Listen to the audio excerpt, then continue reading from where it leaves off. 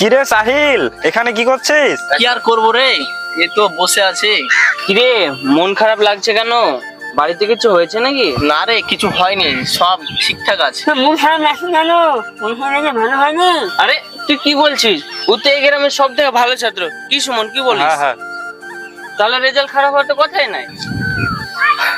না রে বন্ধু, ওসব কিছু না, পরীক্ষার রেজাল্টও ভালো হয়েছে, কিন্তু ব্যাপার হচ্ছে এই শহরে একটা ভালো স্কুলে আমি চান্স পেয়েছি, তো ওখানে অ্যাডমিশনের জন্য অনেক টাকার প্রয়োজন। আরে এটা তো একটা ভালো খবর। তুই একটা ভালো স্কুলে পড়বি, চাকরি পাবি, মানুষের মতো মানুষ হবি। আমরা তো এটাই চাই। কিন্তু তোরা তো জানিস আমার পরিবারের পরিকাঠামোগত অবস্থা কেমন, তাছাড়া বাবা মা এত খরচ বহন করতে পারবে না। বাদ দে, আমি আর পড়াশোনা করবো না। হ্যাঁ কি বললি? তুই পড়াশোনা করবি না মানে? তো পড়াশোনা করতে হবে, মানুষের মতো মানুষ হতে হবে। এই তোরা কি বলছিস বল? হ্যাঁ একদম ঠিক না? ঠিকই তো বলেছিস। হ্যাঁ তাহলে ঠিকই আছে, তুই ফর্ম ফিল আপটা শুরু কর, আমরা সবাই তোর সঙ্গেই আছি। তোদের মতো বন্ধু পাওয়া ভাগ্যের ব্যাপার। তোদের অনেক ধন্যবাদ বন্ধু, ধন্যবাদ বন্ধু। ছাড় তো ওইসব, চল বাড়ি চল। ঠিক আছে, চল।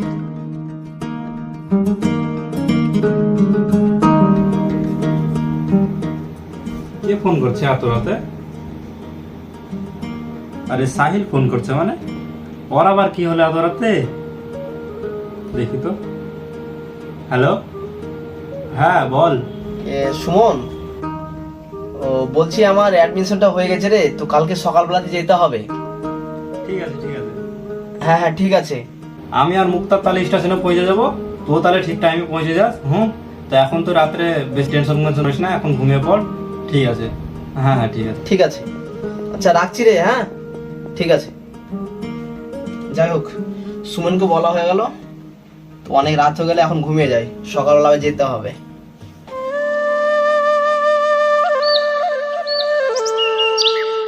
ঠিক আছে, তাহলে এটা রাখ, আর দেখে শুনে যাস তাহলে।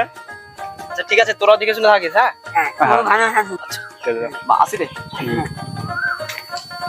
আছিস? হ্যাঁ ফোন করিস? হ্যাঁ।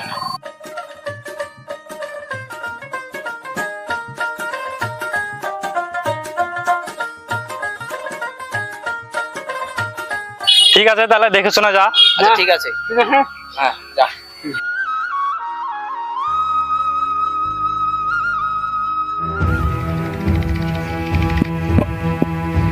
মুক্তার ভাই, অনেকদিন হয়ে গেল, সাহেলের কোনো খোঁজ খবর নাই, কোথায় যে গেলছে।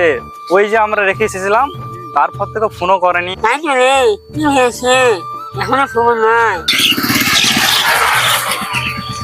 ওটা সাহিলের মতো মনে হলো না মুক্তার? হ্যাঁ, আমার তো তাই মনে হলো। আমার তো মনে হচ্ছে। তো চলে গেল, তো আমাদেরকে চিনতে পারলো না। হতে পারে, হয়তো চিনতে পারছে না। চল চল চল, তাড়াতাড়ি আমরা দেখে আসি কোথায় গেল। সাহিলের মতোই মনে হচ্ছে মুক্তাদা, চলো।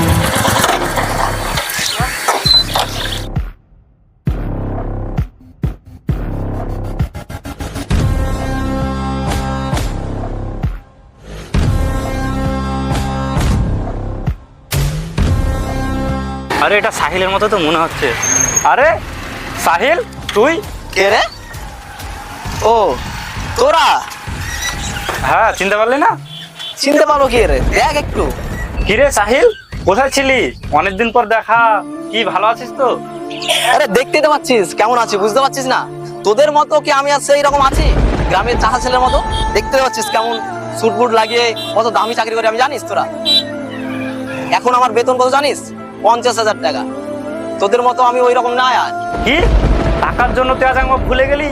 আমরা সে তোর ছোট কালকার বন্ধু রে। কি যে বলিস, ছাড় তো, ওইসব বন্ধু টন্ধু মানি না, বুঝতে পারলি? আর তোদের স্ট্যাটাস আর আমার স্ট্যাটাস অনেক পার্থক্য। আর তুই কি বললি আমাকে? তুই আমাকে আমার নাম ধরে ডাকলি? আমার নাম ধরে ডাকবি না, আমাকে স্যার বলে ডাকবি, স্যার, ঠিক আছে? আর আমি বুঝতে পেরেছি তুই আজকে আমার সামনে কি জন্য এসেছিস। গরিবদের এটাই চালাকি।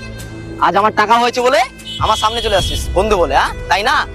ও মনে পড়েছে, সেই দিন তুই কিছু টাকা দিয়েছিলি আমাকে, তাই বলে আজকে আমার সামনে এসেছিস। এই নে, সেদিন কটা দিয়েছিলি বল? আজ তার থেকে তোকে বেশি দিয়ে গেলাম, এই নে। ঠিক আছে, আজ থেকে তোর সাথে বন্ধু নাই। মুক্তার, দেখলি তো, একটু মানুষের পয়সা হয়েছে তা বলে কতটা অপমান করে চলে গেল। একটু পয়সা হয়েছে তার জন্য আমাদেরকে চিনতেও পারলো না, আর আমাদেরকে মুখের পর অপমান করে চলে গেল। আমরা ছোট কালকার বন্ধু রে, এরম করলো। ঠিক পরে দেখা যাবে, সময় আমাদেরও আসবে।